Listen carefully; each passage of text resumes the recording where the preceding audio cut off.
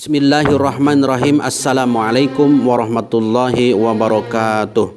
Alhamdulillah wa syukurillah wala haula wala quwata illa billah. Asyhadu an la ilaha illallah wa asyhadu anna Muhammadan abduhu wa rasuluh alladzi la nabiyya wa la rasula ba'da. Semoga pemirsa semua dalam keadaan sehat walafiat serta lancar dalam segala urusannya, serta dilapangkan hati dan rizkinya agar dapat melaksanakan segala tugas-tugas baik sebagai hamba Allah maupun khalifatullah. Adapun pembahasan kita kali ini adalah makna dan hakikat syahadat.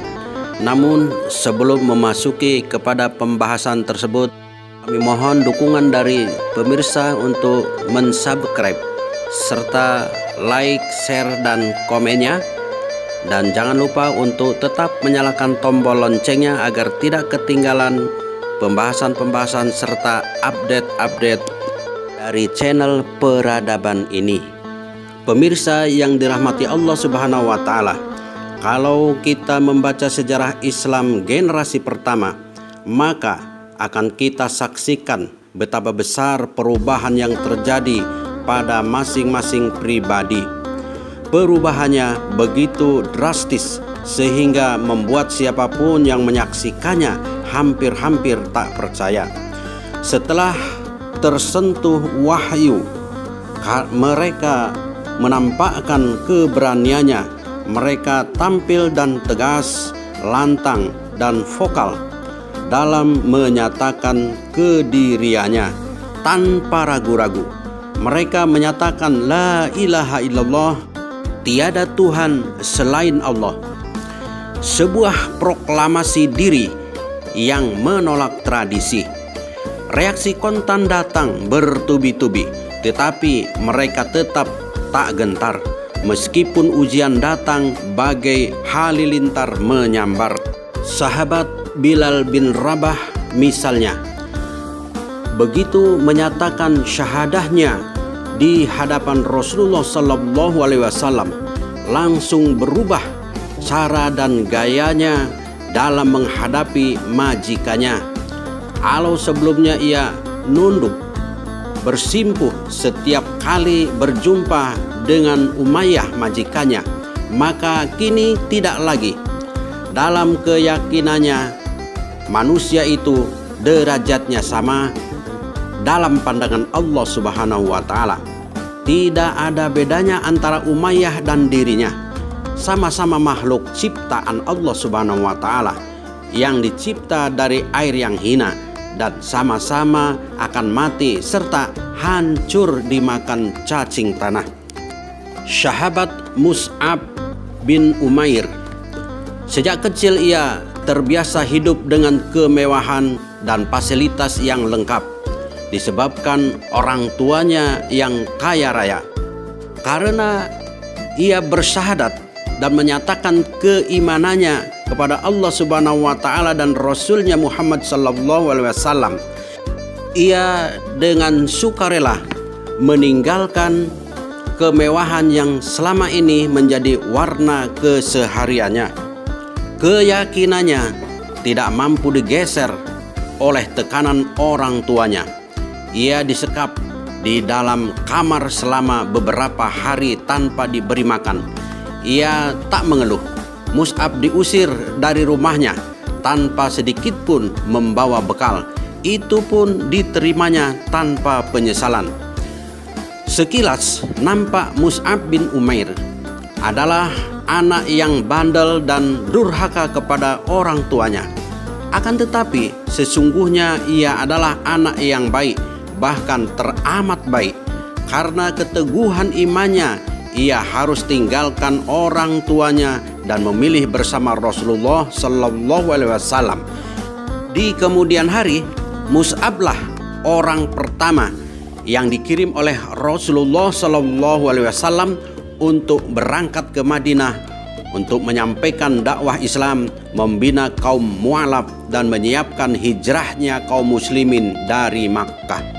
Abdullah bin Mas'ud adalah orang pertama yang membacakan Al-Quran secara lantang di tengah tempat pertemuan kaum musyrikin Quraisy. Sejak ia kenal Islam dan mendapatkan pengajaran Al-Quran dari Rasulullah SAW, timbullah keinginan yang kuat di dalam dirinya untuk menyatakan al-haq itu di hadapan kaum musyrikin. Ia sadar akan bahaya yang akan mengancamnya, tetapi tak urung niat itu ia lakukan juga. Abdullah bin Mas'ud pun mendapatkan siksaan hingga hampir-hampir lumpuh. Ia pulang menghadap Rasulullah SAW, menyampaikan peristiwa yang menimpa dirinya kepada Rasulullah SAW. Ia sampaikan keinginannya, "Ya Rasulullah, seandainya engkau mengizinkan, maka besok aku akan kembali lagi membacakan Al-Quran di hadapan mereka." Untunglah dengan bijaksana Rasulullah menahannya agar bersabar sambil menunggu waktu yang tepat.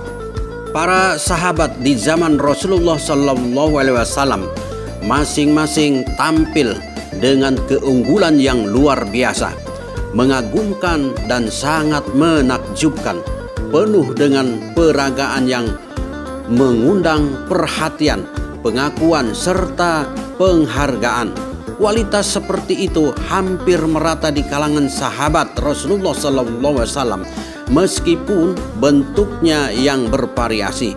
Dari sikap mereka sehari-hari tampak bahwa mereka telah menemukan sesuatu yang luar biasa. Mereka telah menemukan apa yang selama ini mereka cari. Ada semacam kenikmatan di dalam syahadatnya, sehingga mereka rela mengorbankan apa saja yang mereka miliki untuk mempertahankan syahadatnya. Jangankan harus meninggalkan keluarga, mengorbankan harta, mengorbankan nyawa sekalipun, kalau itu memang tuntutannya, mereka akan berikan. Begitulah yang terlihat. Mengapa demikian besar perubahan mereka itu? Adalah semua itu tidak lain karena mereka mengucapkan syahadatnya la ilaha illallah disertai dengan kesadaran dan pemahaman yang benar. Mirsa rahimakumullah, setiap orang yang memeluk Islam diwajibkan untuk mengucapkan 2 kalimat syahadat.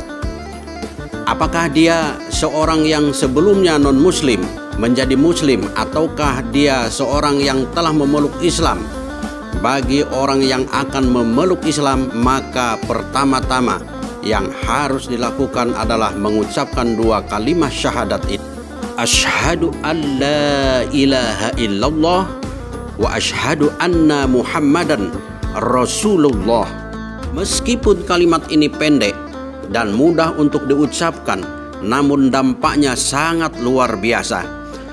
Seorang menjadi mukmin atau kafir, menjadi hamba Allah Subhanahu wa taala ataukah hambanya setan, menjadi penghuni surga atau neraka, ditentukan oleh kalimat ini.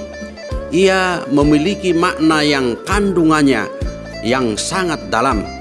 Karenanya di masa Rasulullah SAW, setiap orang yang telah mengucapkan kalimat syahadat ini langsung mengalami perubahan yang drastis dan dramatis di dalam dirinya. Nilai-nilai yang dikandung oleh syahadat tersebut menembus ke tulang-tulang sumsum, meresap ke saraf-saraf mereka, sehingga mempengaruhi seluruh watak dan perilaku mereka sehari-hari. Jika demikian, tentu kalimat ini bukan kalimat biasa, bukan kalimat yang sederhana. Syahadat adalah kalimat suci, kalimat sakral yang memiliki makna dan kandungan yang sangat dalam, menyangkut masalah yang sangat besar bagi kehidupan manusia.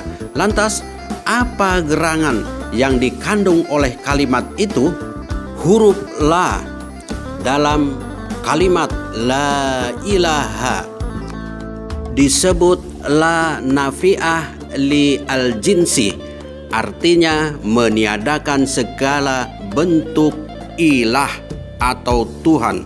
Ahli tafsir atau ulama tafsir Ibnu Katsir, menurutnya kata ilah diartikan yang menenteramkan, yang melindungi, yang menggelisahkan jiwa bila berpisah, yang memperbudak, dan seseorang yang rela diperbudak. Sedangkan kata illah pada kalimat illallah disebut itsbat atau penetapan, penegasan terhadap Allah Subhanahu wa ta'ala. Dengan demikian, kalimat syahadat la ilaha illallah artinya meniadakan dan mengingkari segala bentuk ilah, yaitu yang ditakuti, yang ditaati perintahnya, yang dicintai dan dipuja-puja, yang dimintai pertolongan, dan yang disembah serta diabdi oleh manusia. Ilah bagi manusia bermacam-macam bentuknya. Bisa berupa pemimpin yang disegani, bisa kekasih yang dicintai, bisa juga berupa benda yang dikeramatkan dan dianggap bertuah, bisa juga berupa makanan atau minuman yang membuat ketergantungan, atau bisa juga berupa uang atau harta benda yang sangat dicintai, dan berbagai bentuk yang lainnya.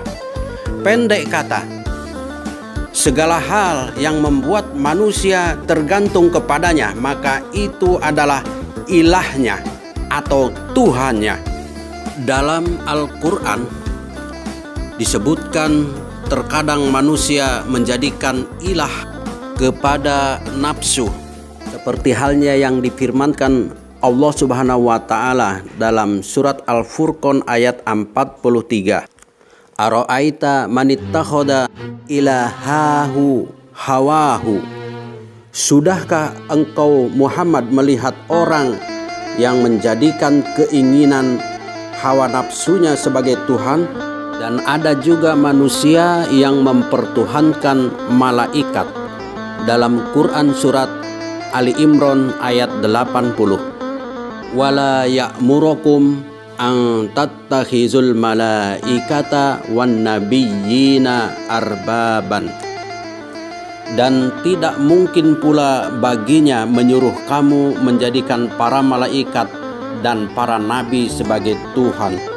Ayat ini juga melegitimasi bahwa ada juga manusia yang mempertuhankan nabi, dan ada juga manusia yang mempertuhankan orang yang berilmu, seperti yang difirmankan Allah Subhanahu wa ta'ala dalam Quran surat At-Taubah ayat ke-31.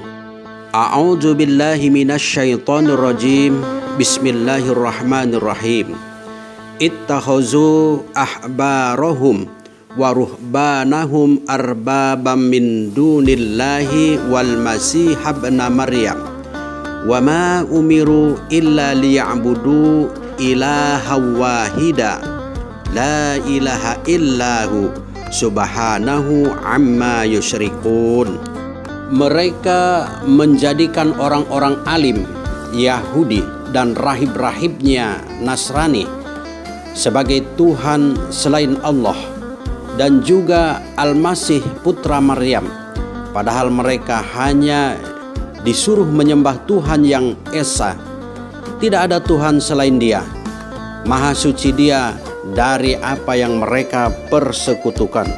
Ayat ini selain menginformasikan bahwa ada manusia yang mempertuhankan orang berilmu, juga ada manusia yang mempertuhankan rahib atau orang suci. Seseorang yang telah menjadikan Allah sebagai sesembahannya, tetapi masih menjadikan yang lain sebagai sesembahannya juga, maka ia telah berbuat syirik.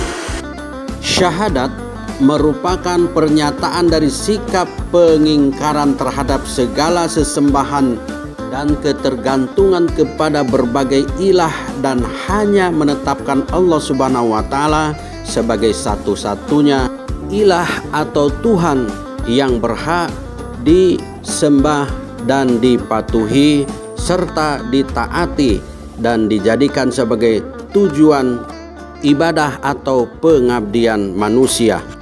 Karena itu, kekokohan iman seseorang tergantung sejauh mana ia memberikan penolakan dan pengingkaran kepada berbagai sesembahan selain Allah Subhanahu wa Ta'ala dan menetapkan Allah sebagai Tuhan satu-satunya. Dalam istilah Al-Quran, ilah selain Allah Subhanahu wa Ta'ala namanya Taghut. Famay yakfur bit-taghut wa yu'min billah faqad istamsaka bil urwatil wusqa lang fisama laha wallahu samiun alim. Maka barang siapa yang ingkar kepada Taghut dan beriman kepada Allah, maka sesungguhnya ia telah berpegang kepada buhul tali yang amat kuat yang tidak akan pernah putus, dan Allah Maha mendengar lagi Maha mengetahui. Surat Al-Baqarah ayat 256. Asyhadu anna Muhammadar Rasulullah mengandung arti pengakuan serta penetapan bahwa Muhammad sallallahu alaihi wasallam adalah nabi dan rasul yang diutus oleh Allah Subhanahu wa Ta'ala untuk menyampaikan wahyunya kepada manusia, yang wajib ditaati perintahnya, dijauhi larangannya, serta dibenarkan segala apa yang bersumber darinya. A'udzubillahi minasyaitonirrajim. Bismillahirrahmanirrahim. Wa ma atakumur rusulu fakhuzuhu wa ma nahakum anhu fantahu. Dan apa saja yang disampaikan oleh Rasul kepadamu maka ambillah, dan apa saja yang dilarang olehnya maka tinggalkanlah. Surat Al-Hasr ayat 7. La ilaha illallah disebut sebagai syahadat tauhid atau pernyataan menegaskan Allah Subhanahu wa Ta'ala sebagai satu-satunya ilah yang berhak disembah.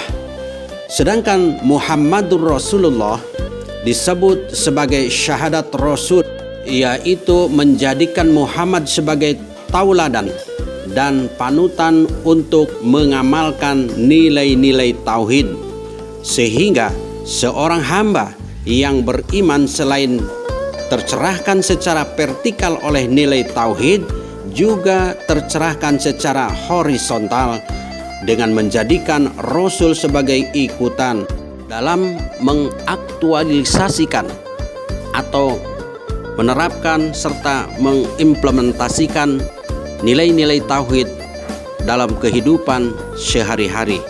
Wallahu a'lamu bissawab. Assalamualaikum warahmatullahi wabarakatuh.